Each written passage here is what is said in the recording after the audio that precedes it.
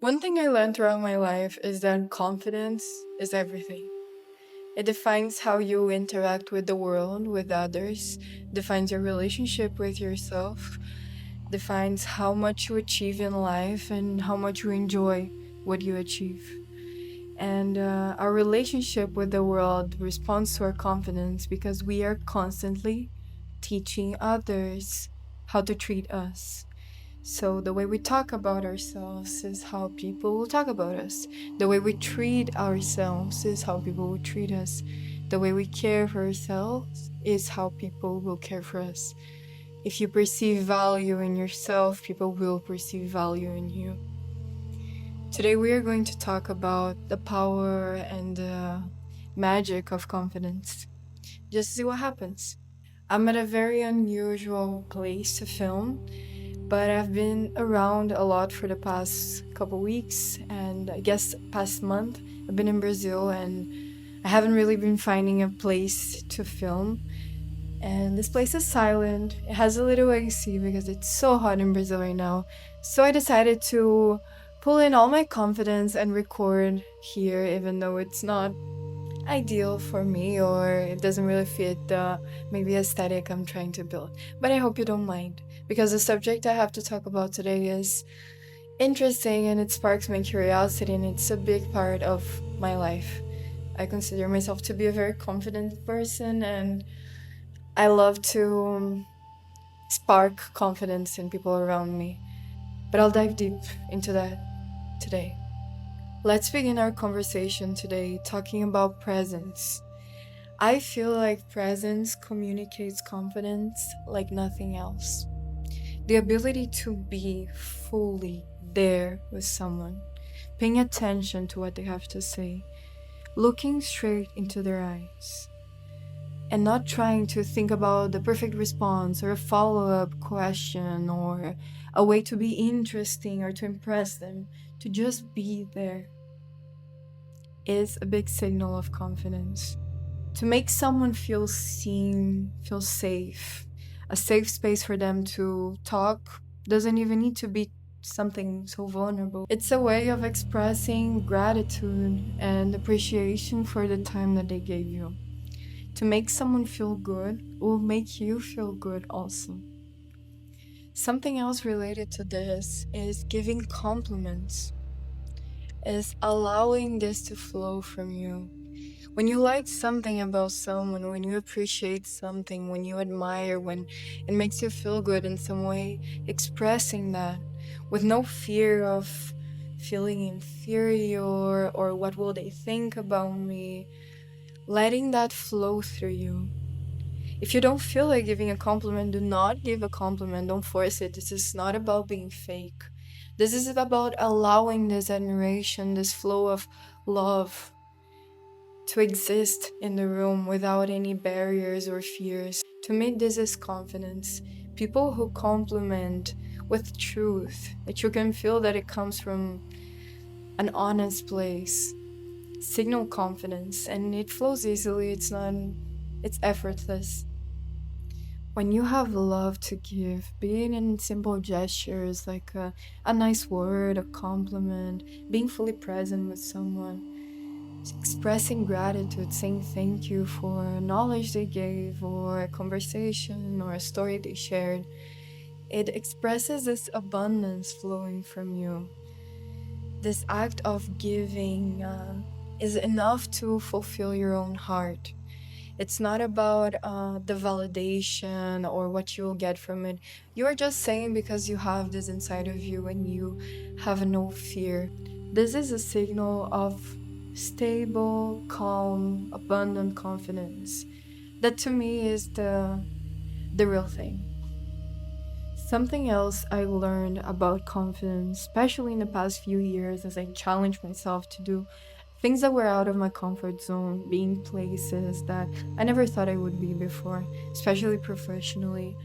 I understood that you can't be afraid of occupying the room, of taking up space, of sharing your energy, your opinion, your say in things. Of course, always with a good level of grace and respect and awareness. But the The key to making it work is fully believing in what you have to say, believing that it's important, that it has value. In my experience, because I like to play with things and explore, I tend to imagine that when I'm talking, I'm casting spells. So if I'm in an important meeting, I know that the words I say there are important. They will shape my experience somehow. They will shape maybe not even me only, but people around me. They can have an impact on them. And because I believe that, I pay a lot of attention to what I have to say. And in that way, I value what I have to say. So I express it in a way, in a tone, and in a posture that people will also value it. Because again, how you carry yourself is how people will read you and interpret you. How you talk about yourself and your ideas is how people will value or not value them. I would invite you to maybe play with that, to see how you feel, how people around you react. It doesn't even need to be something mystical like thinking you're casting spells. Um, I think about this way because it's fun, but you can just think that what you have to say is important and can make a real impact in your life or in other people's lives. And there's something about the delivery, how you express that. In my experience, I like to slow down a bit when I know I have something important to say, when know I want it to be valued and respected. I also don't match other people's energy or tone in the room. I create my own so it stands out in a way. And to me, already that is an expression of confidence and makes people pay attention. So if people are talking loud and fast, I slow down and bring the volume down. It's something that feels comfortable to me. And you have to do what feels comfortable to you, what feels authentic. But if you don't know what way to follow yet, maybe try this thing I just suggested. Slowing down and bringing the volume down and looking straight into people's eyes. I also feel like taking the time to say things, taking up the space. So, not rushing to say your idea so you don't bother the conversation, but taking pauses if you need them, taking pauses, maybe even allowing for people to bring questions, to flow, and then bring back what you have to say with confidence.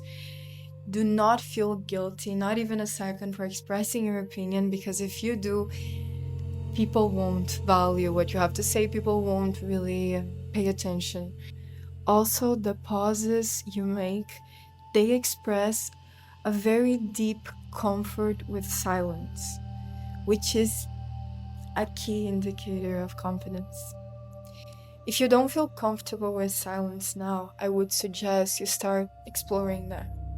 You start testing, playing with it, seeing what feelings come up, and taking a deep breath, allowing the silence to feel awkward and then pass, because it really is a big signal. Let me know if you agree with me on this one. Something else I mentioned in the beginning is that the way you speak about yourself is important because you are teaching people how to perceive you. We're always teaching people, we're always giving them information about us, and we're always also interpreting and analyzing the cues, informations, the attitudes of people around us because it gives us a database about them, about who they are. Especially when we're just getting to know someone and start of a relationship, a new friendship, a job, a business opportunity, or something like that. So be very mindful about the words you use about yourself. If there's still something you're struggling with yourself, something negative, something you don't like about you, and you know that needs to be worked on, keep it here, work through it inside of you. Talk to a friend, talk to a safe friend, talk to a therapist, whatever works for you, but do not bring that to people because it can sabotage you in a way. It might be something that you might think that everyone notices because you are maybe a little bit obsessed about that, and you might think that people are also thinking that about you. But most of the time, people are just thinking about themselves, and they're not really realizing fully what's happening. And they're not really analyzing you all the time. So if you start talking about the negative things, you're teaching them and you're making them notice this. And after they notice, because you're being so clear about it, they will always see this in you. So be mindful about the words you use. Something else is apologizing all the time. If you're always saying sorry to everything, it also shows a deep lack of confidence, almost a fear of existing, of taking up space, of being a bother. And it's not only a signal of lack of confidence, but it's also kind of annoying to be around someone like this because you will feel bad that they're feeling sorry all the time. So, something I suggest, because I think at some point I struggled a bit with that, but I also had friends who struggled a lot.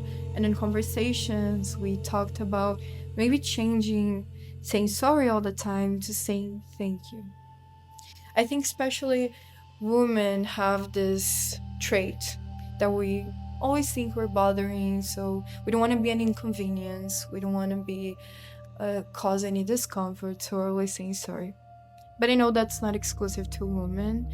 A lot of people struggle with that. So maybe instead of saying, I'm sorry for talking so much, I'm sorry for taking so much time, say, thank you for listening to me. I appreciate you taking your time. It's an experiment, it's something you play with and it's trial. But the more you expose yourself to new experiences, the more evidence you'll collect in your mind that the response is better for you, because it will be better for you. Like I mentioned before, it's it's beautiful and it expresses confidence to pay close attention to what people are saying when they're talking to you, to being present with them, unless they're disrespecting you in any way. In that case, your attention is not needed. To grow confidence, to build this confidence inside of you, you must start to get comfortable with ignoring people who disrespect you, with placing your boundaries with firmness, with taking space from situations, people, or groups that disrespect you in any way. Especially because if you are at a stage of building this confidence inside of you, you might be surrounded by people who match or take some kind of advantage of the fact that you are not confident. So if you keep these people around you, they might adapt to the boundaries you bring, and that's one thing, but they might continuously push you back. So you do some inner work and you start to feel more confident, they bring you down. So it's important to be extremely mindful about how people treat you, because who you surround yourself with directly defines the quality of your life and your confidence and how you feel about the world and people. If you want to grow your confidence, never disrespect yourself to please others. Never do something that you're not comfortable with. Never cross or push your own boundaries to please someone or to get some kind of validation. This is a direct path to lack of confidence, lack of self-respect, and it's so much harder to get back to it when you do that. Boundaries are important. Boundaries reduce resentment with other people. They build stronger and better and healthier relationships, and they preserve your self-respect and your confidence. I will talk deeper about boundaries in a different video because I believe they are so important, and as time goes by, as I become more mature and I experience more of life and relationships, I learn more and more about the power of boundaries. Something else I learned by observing a friend that is so confident, one of the most confident people I know, is that A key to confidence is not trying to change other people, not trying to control them, to shape them to what you think is right. One reason is that when you do this, you are externalizing responsibility. You're blaming people to that they're making you feel uncomfortable, or they're not pleasing you in a way, or they're triggering something in you. If you're constantly externalizing this, you're not looking inward. And the process of looking inward, of getting to know yourself, is what builds confidence. But not only this, being constantly in the need to control others and shape them and change them is draining. It requires so much energy, so much life force, so much time. And when you don't do this, when you accept them for who they are, do you accept them in your life like this? Yes, so keep them. You don't accept them in your life, take them away from your life. When you have this kind of attitude, you allow energy to be preserved so you can focus it back on yourself. And like I mentioned, going deep into your own self, getting to know yourself, getting to know the parts of you that maybe get triggered or get uncomfortable, and facing them and working through them by yourself, allowing people to just be signals of something that needs to be seen. I feel like I've been using the word signal a lot in this video, but let's keep going. Anyway, I just want you to understand that confidence grows when you focus your energy inward, when you build a relationship with yourself, when you are aware of how you're spending your energy and your time. Because acceptance leads to a calm nervous system, to peace, and to more alignment.